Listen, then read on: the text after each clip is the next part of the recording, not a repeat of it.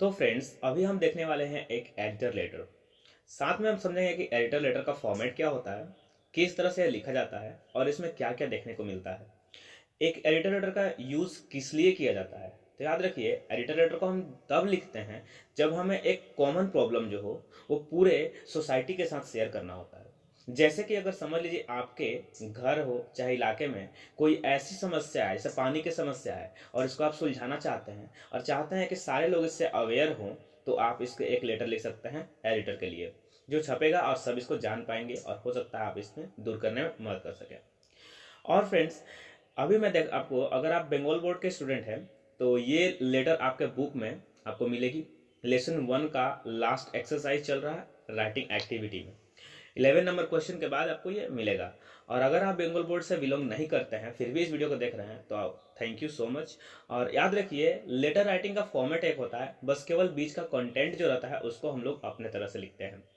तो चलते हैं हमारे एडिटर लेटर राइटिंग पर। तो यहाँ देखना है फ्रेंड्स, सबसे पहले जो लेटर राइटिंग कर रहे हैं इसका नाम है एडिटर लेटर। क्या नाम है इसका? एडिटर लेटर इसको हम कहते हैं।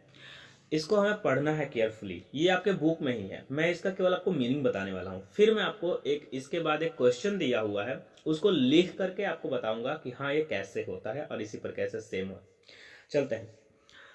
सबसे पहले लिखना है, यहाँ टू नहीं है फ्रेंड, आप टू भी लिख सकते हैं, टू द एडिटर या फिर the editor. The statesman, the editor लिखने के बाद आपको एक न्यूज़पेपर का नाम देना है। उसके बाद न्यूज़पेपर जहाँ से वो है बिलोंग करता है, तो यहाँ देखिए 4 चौरंगी स्क्वायर ये जगह का नाम है। उसके बाद कोलकाता में है और उसका पिन नंबर।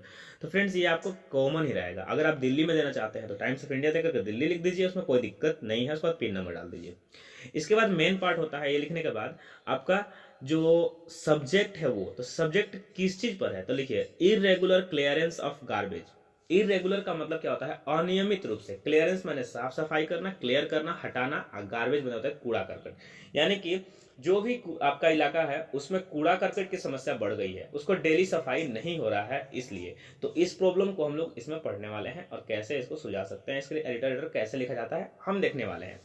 तो हम आगे बढ़ते हैं फ्रेंड्स। अब मैं पढ़ता हूं और आपको मीनिंग समझाते हुए चलता हूं। अब ध्यान से इसे सुनिए। थ्रू, सबसे पहले तो आपको यहाँ पर लिखना है कि वहाँ सेलिब्रेशन लिखते हैं, जैसे कि रिस्पेक्टेड सर, है ना, ग्रीटिंग्स देते हैं, सॉरी ग्रीटिंग्स देते हैं रिस्पेक्टेड सर या फिर सर। तो यहाँ सर लिखा हुआ है। सर लिख देने के बाद थ्रू योर एस्टीम्ड डेली, माने कि इसका मतलब हुआ कि आपके सम्मानित। स्टेम्ड का मतलब होता है सम्मानित, मतलब प्रचलित। क्या लिखा हुआ है? स्टीम्ड डेली यानी दैनिक पत्र के माध्यम से। थ्रू का मतलब से। I'd like to express my concern about irregular clearance of garbage in my locality.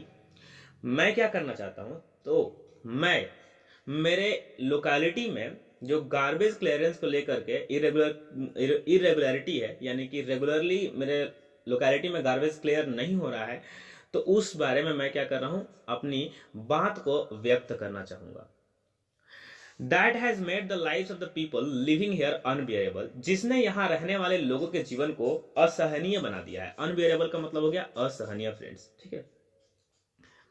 इसके बाद आगे बढ़ते हैं, और क्या क्या प्रॉब्लम है बताएंगे। The environment of the locality has become unhygienic. याद रखिए, अनहाइजेनिक का मतलब होता है अस्वच्छ यानी कि गंदा। यानी कि यहाँ का जो एनवायरमेंट है वो क्या हो गया है? अनहाइजेनिक हो गया है, गंदा हो गया है। यहाँ का जो इन्वायरमेंट है हमारे लोकेलिटी का वो अनहाइजेनिक हो गया है, गंदा हो गया है। किसके वजह से? कूड़ा करकट के वजह से। समझ में आ रहा है आपको फ्रेंड्स? आगे चलते हैं। The garbage bins and the pavements are overflowing with their heaps of waste. या देखिए यहाँ एक वर्ड है हिप्स। हिप्स ऑफ वेस्ट का मतलब होता है कूड़ा करकट का ढेर लग जाना। कहां पर? तो जो गार्बेज बिन है, मैंने कैसे हम बोलते हैं डस्टबिन, तो हाँ गार्बेज यानी कूड़ा करकट फेंकने के लिए उस जगह जो बनाया था उसको कहते हैं गार्बेज बिन। कहीं कहीं पर हमें देखने मिलता है कि सीमेंटेड ये बना दिया जाता है चारों तरफ से इसको घेर करके कि यहाँ सब लोग यहाँ कूड़ा करकट फेंकेंगे। लेकिन अब क्या हो गया, उसमें इतने ज्यादा ये भर गए हैं कि बहुत ज्यादा इकट्ठा हो गए हैं, और उसके ऊपर से नेक समझते हैं ना, हीप्स ऑफ मतलब वेस्ट का मतलब बहुत ज्यादा भरने के बाद ऊपर से इसके ओवरफ्लो कर रहे हैं, यानी कि ये वहां से फैल रहे हैं, चारों तरफ गिर रहे हैं। The collected garbage is left to rot and the air is filled with the foul smell. याद रखिए, रोट का मतलब होता है सड़ने के लिए। जो कलेक्टेड गार्बेज है उसको छोड़ दिया जाता है ऐसे ही सड़ने के लिए, और जब ये सड़ता है तो ये एक ऐसा स्मेल, फाउल स्मेल क्रिएट करता है जो क्या करता है कि हवा को भर देता है गंदी मतलब बदबू से, और वहां से चलना या गुजरना बहुत मुश्किल हो जाता है। This is also creating health hazards. यह साथ साथ क्या करता है कि हेल्थ हैजर्ड्स माने कि हेल्थ से संबंधित परेशानियां भी उत्पन्न कर रहा है, बीमारियां उत्पन्न कर रहा है। The locality has become a breeding ground of mosquitoes and flies that are spreading disease like cholera and malaria. यानी कि इस लोकेलिटी में जो ये आपका गार्बेज का प्रॉब्लम है, इसकी वजह से क्या हुआ है कि ये एक ऐसा ग्राउंड बन गया है। ब्रीडिंग ग्राउंड का मतलब होता है प्रजनन वाला, तो प्रजनन किसका? मॉस्क्यूटोस का और फ्लाइज का प्रजनन का ग्राउंड बन गया है, जो स्प्रेड करते हैं बीमारियां जैसे कि कोलेरा और malaria. Some residents suffering from such disease have already been hospitalised. आगे पढ़ेंगे इसको, मैं चलता हूं आगे, दिखाता हूं आपको इसको कैसे पढ़ना है। तो क्या बोल रहा है कि इस सम रेसिडेंट्स माने और जो भी कुछ लोग हैं इससे पहले से ही सफर कर रहे थे, उनको क्या किया गया है? फ्रॉम सच डिजीज, इस टाइप की बीमारियों से, हैव ऑलरेडी बीन हॉस्पिटलाइज, मैंने उनको हॉस्पिटलाइज कर दिया गया, हॉस्पिटल में भर्ती करा दिया गया है। If measures are not taken immediately, अगर इस बात पर, मेजर्स मतलब इसका कोई उपाय ना हो, measures are not taken immediately या रेगुलरली, अगर इस बात पर ध्यान न दिया जाए, किस बात पर? तो regular removal of garbage in the area. Regular removal का मतलब होता है दैनिकचर्या में, दिनचर्या में डेली इसको हटाना, उसका कुछ उपाय करना कि यहाँ से हट जाए। अगर ऐसा नहीं किया जाता है, then the spread of disease might rise to alarming proportion. इसका मतलब ये हुआ कि जो तब, देन मतलब क्या? तब द स्प्रेड ऑफ डिजीज माने कि बीमारियों का जो फैलाव हो जाएगा वो इतना ऊपर बढ़ जाएगा कि वो एक खतरनाक अनुपात तक पहुंच जाएगा। अलार्मिंग प्रोपोर्शन का मतलब है खतरनाक अनुपात, माने बहुत ज्यादा मात्रा में।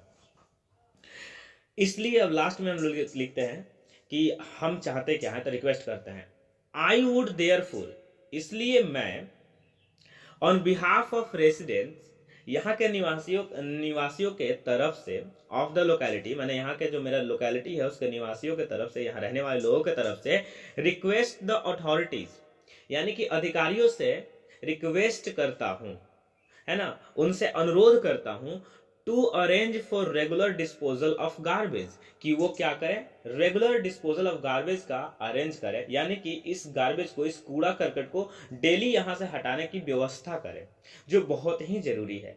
इतना लिखने के बाद फ्रेंड्स, ये तो बीच का मैटर है, आप अपने मन से लिखिएगा। फिलहाल मैं आपको आगे आने वाले लेटर्स में सिखाऊंगा कि इसका क्या पैटर्न हो सकता है, कैसे, अगर आप नहीं भी आता है, बीच का मैटर बहुत कम समझ में आ रहा, फिर भी आप इसको कैसे लिख पाएंगे।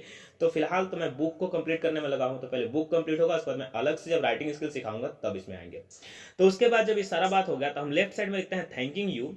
ये आपका बुक का ही पैटर्न है, फिलहाल इसको देखते हैं, आगे मैं आपको और बताऊंगा। यहाँ लिखा हुआ है 16 पंचतल्ला लेन, ये जगह का नाम है जहां से ये लेटर जो लिख रहा है उस आदमी का लेटर का जगह रहता है। हावड़ा 711312, ये पिन कोड हो गया, और 3 मई 2015। देखिए जो डेट होता है, कोई इसको क्या करता है, ऊपर लिखता है और कोई इसको नीचे लिखता है, don't worry about it, but date लिखने का जो तरीका है वो आपको जानना चाहिए। जैसे 23 मई लिखा हुआ है, 22 भी लिख सकते हैं, 5 लिख सकते हैं, और जहाँ जब भी जो मंथ होता है वो कैपिटल लेटर से स्टार्ट होता है और पूरा लिखना है, हमको याद रखना है।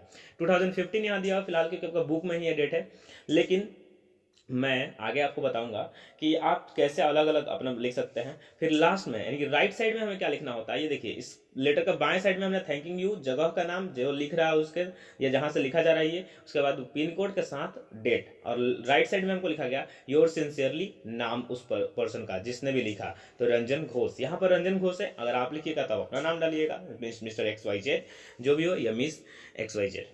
तो आई होप आपको ये समझ में आ गया होगा।